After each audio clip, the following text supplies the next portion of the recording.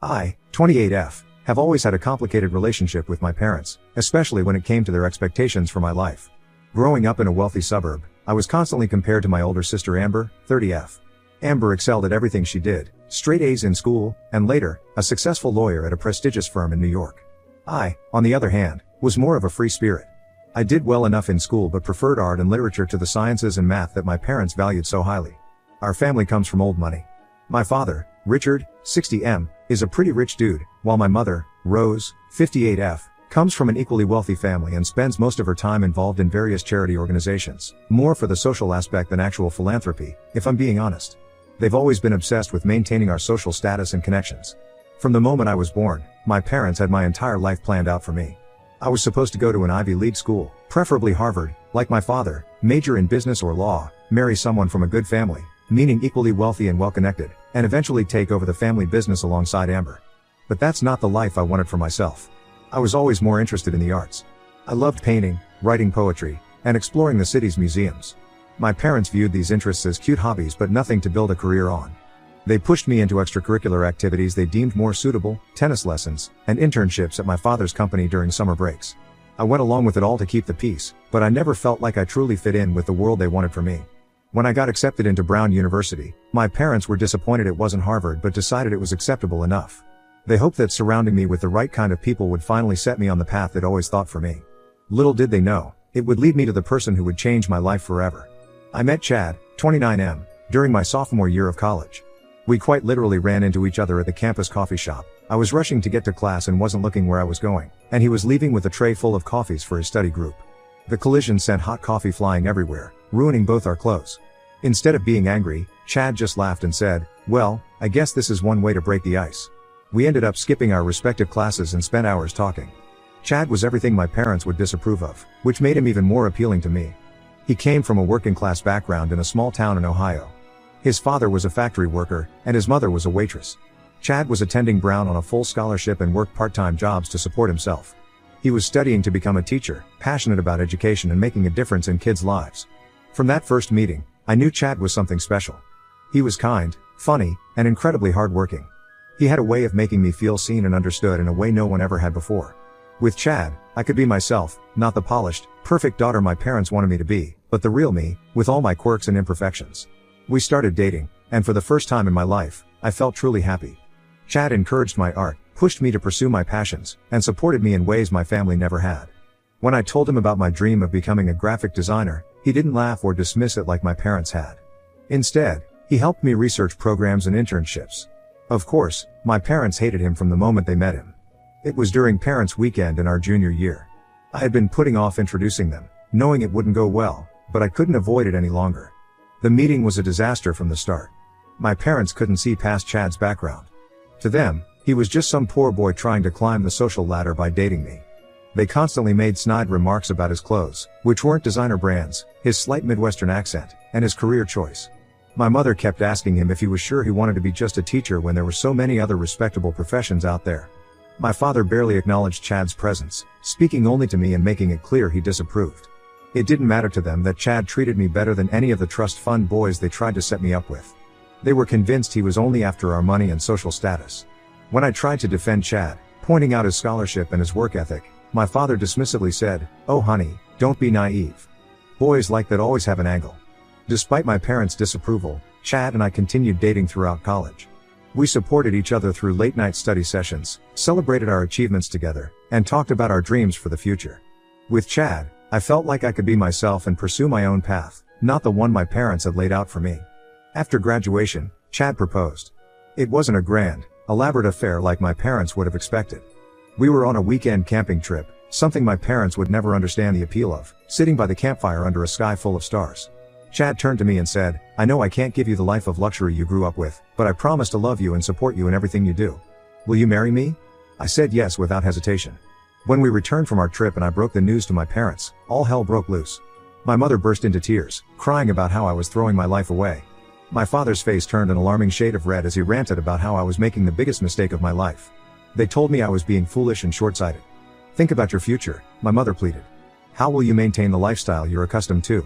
What about your children? Don't you want to give them the best of everything?" I tried to explain that Chad and I had talked about our future, that we had plans and were prepared for the problems ahead. But they wouldn't listen. To them, marrying Chad was tantamount to choosing a life of poverty and struggle. When I refused to break off the engagement, they gave me an ultimatum: either I end things with Chad, or they would cut me off completely. No more financial support, no trust fund, no inheritance, nothing. If you're so set on living like a commoner, then you can do it without our money, my father said. I was shocked by their reaction. I knew they wouldn't be thrilled, but I never expected them to go this far. In that moment, I realized that their love and support had always been conditional. As long as I did what they wanted and fit into their narrow view of success, I was their daughter. But the moment I chose my own path, they were willing to cast me aside. I chose Chad. We got married in a small ceremony with just a few close friends present. It was nothing like the lavish society wedding my parents had always thought for me, but it was perfect in its simplicity and sincerity. Amber didn't even show up to the wedding. She sided with our parents, telling me I was making a huge mistake. The day after my wedding, I received a cold, formal letter from my parents' lawyer. It informed me that I had been removed from their will and that Amber was now the sole heir to their fortune.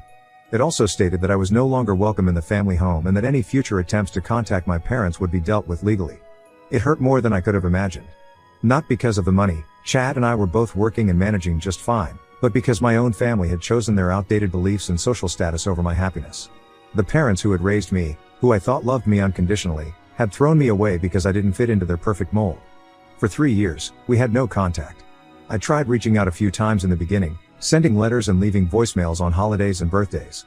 But my attempts at reconciliation went unanswered. Eventually, I stopped trying. During those 3 years, Chad and I built a life together. We both worked hard, me as a graphic designer for a small advertising agency, and Chad as a high school English teacher. We bought a small house in a modest neighborhood, adopted a rescue dog named Max, and were genuinely happy. Sure, we didn't have the luxuries I grew up with. We couldn't afford fancy vacations or designer clothes, and we had to budget carefully to make ends meet. But we had love and respect for each other, which was worth more than any amount of money. For the first time in my life, I felt like I was living authentically, pursuing my own dreams instead of someone else's expectations. 3 years after our wedding, I found out I was pregnant. Chad and I were over the moon. We hadn't been actively trying, but we both wanted kids and were excited to start this new chapter in our lives. We decided to wait until after the first trimester to start telling people, just to be safe. About a week after we started sharing the news with our friends, I received a text message from Amber. It was the first time I'd heard from her in 3 years. The message was short and to the point: Mom and Dad heard about the baby. They want to talk. Call them. I was shocked. How did they even find out? I hadn't told anyone in my family, and as far as I knew, we didn't have any mutual friends who would have passed on the information. After discussing it with Chad, I decided to call them. Maybe, I thought, the idea of becoming grandparents had softened their hearts. I called them and my mother answered on the second ring. The conversation was awkward. My mother did most of the talking, while I could hear my father breathing heavily in the background, occasionally grunting in agreement. She congratulated me on the pregnancy and then, without any reason, started talking about how they wanted to make amends and be part of their grandchild's life. There was no apology for how they had treated me, no acknowledgement of the pain they had caused. It was as if the last 3 years of silence had never happened. But then my mother started talking about sending us some gifts for the baby. Before I could say anything, she kept talking about a list of things they wanted to buy: a top-of-the-line stroller, a custom-made crib, designer baby clothes, even a new car suitable for a family. I was stunned. The gifts she was describing would easily cost over $10,000. It felt less like a peace offering and more like they were trying to buy their way back into my life, and my child's life. When I tried to politely decline, saying Chad and I had already started preparing for the baby, my mother got upset. "Don't be ridiculous," she snapped. "You can't possibly provide for this child the way we can. We're just trying to help. Don't let your pride get in the way of giving your baby the best start in life." The conversation ended with my mother saying they would send the gifts anyway, and that they expected to be involved in their grandchild's life. She didn't once ask how I was feeling, how my pregnancy was going, or even how Chad was doing. It was all about the gifts and their expectations. After I hung up, Chad was furious when I told him about the conversation. He felt like my parents were trying to undermine us, to show that they could provide things for our child that we couldn't. "They're trying to buy their way into our lives," he said, pacing around our small living room. "And once we accept these gifts, they'll use it as leverage to make demands about how we raise our child." I knew Chad had a point, but a small part of me still hoped that maybe this was just my parents' clumsy way of trying to reconnect. Maybe if we gave them a chance, they would come around and accept Chad and our life together.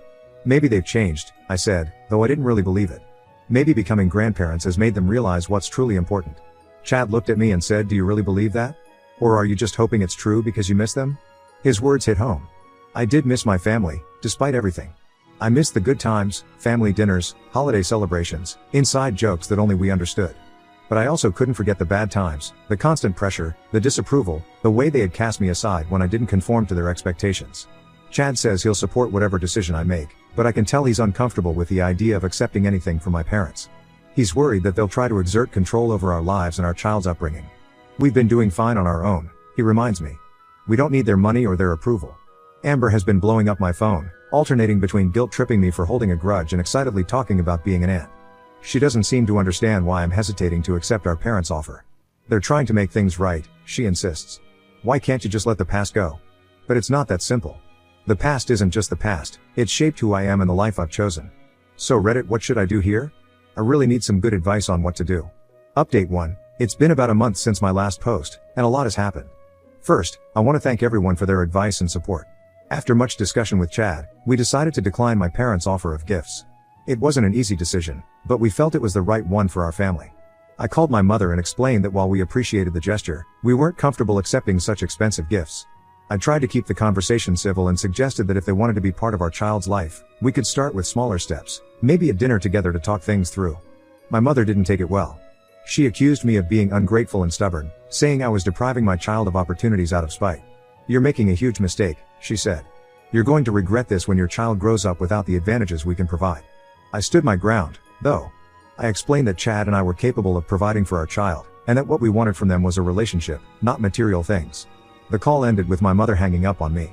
I thought that would be the end of it, but I was wrong. A few days later, a truck showed up at our house, filled with all the gifts my mother had mentioned, the stroller, the crib, baby clothes, and even a set of keys for a new car parked on our street. There was a note attached, for our grandchild. We won't let your stubbornness deprive them of the best. Chad and I were stunned. We didn't know what to do with all this stuff. It felt like a violation of our boundaries. We decided to put everything in the garage for the time being while we figured out what to do. Chad wanted to send it all back immediately, but I hesitated. The situation got more complicated when Amber showed up at our door the next day. She was full of excitement about the baby and the gifts, acting as if nothing had ever been wrong between us. Isn't it wonderful? She gushed. Mom and Dad are so excited to be grandparents. They want to do everything they can to help. I tried to explain our position to her, but she didn't seem to understand. Why are you being so difficult? She asked. Most people would be thrilled to receive such generous gifts. You're acting like Mom and Dad are the villains here. The conversation quickly turned into an argument. Amber accused me of being selfish and holding on to past grudges. They're trying to make amends, she insisted. Why can't you just accept their love and move on? I lost my temper then. Love? I said. Is that what you call ignoring me for 3 years and then trying to buy their way back into my life? That's not love, Amber. That's control. Amber left in a huff and puff, telling me I was making a huge mistake. You're going to push them away for good this time, she warned. And it'll be your fault when your child grows up without grandparents. To complicate matters further, word has gotten out to our extended family about the situation. I've been receiving calls and messages from aunts, uncles, and cousins, all urging me to reconcile with my parents. They're your parents, my Aunt Sharon said during one particularly frustrating call.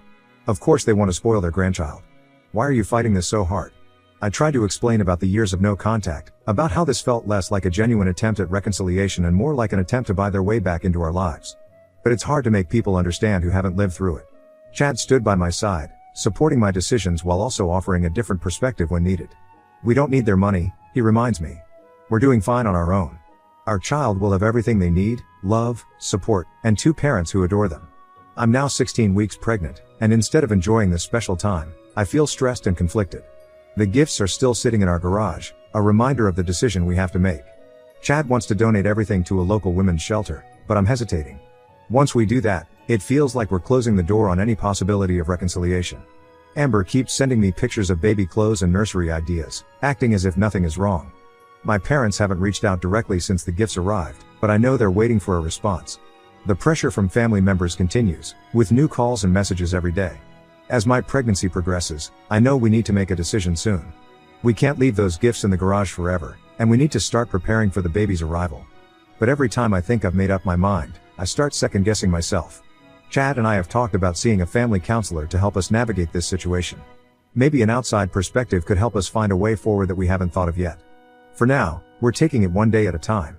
I'm trying to focus on the positive aspects of my pregnancy and our life together, but the family drama is always there in the background. I just hope that whatever decision we make, it's the right one for our child. Final update, it's been 6 months since my last update. and I wanted to share the outcome of our situation. A lot has changed, and I've come to some difficult but necessary decisions. After weeks of agonizing over what to do, Chad and I decided to see a family counselor. We had several sessions, both together and individually, to work through our feelings about the situation with my parents. The counselor helped us gain clarity on our priorities and values, and how to set healthy boundaries.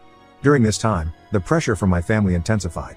My parents, apparently frustrated by our lack of response, started showing up at our house unannounced.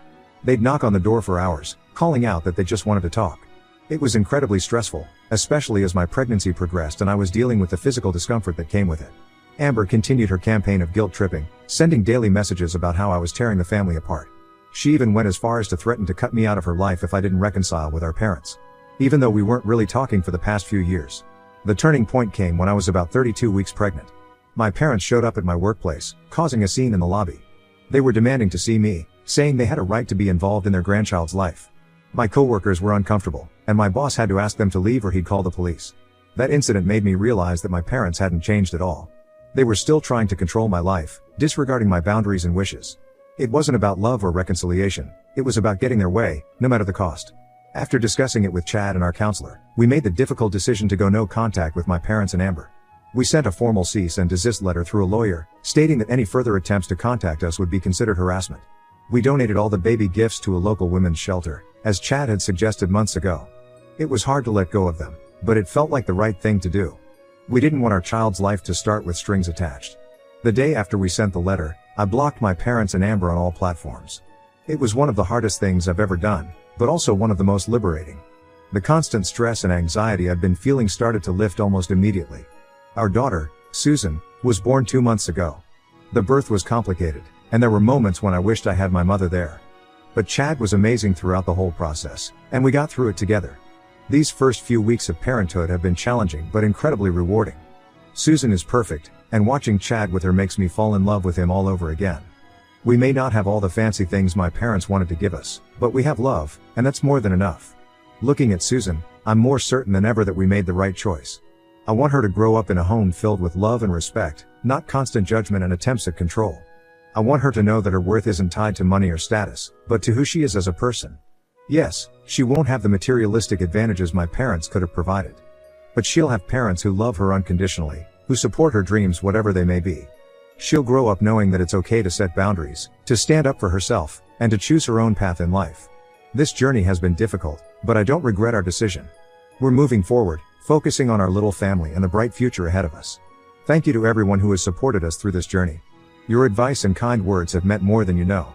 Here's to new beginnings and choosing happiness, even when it's the harder path.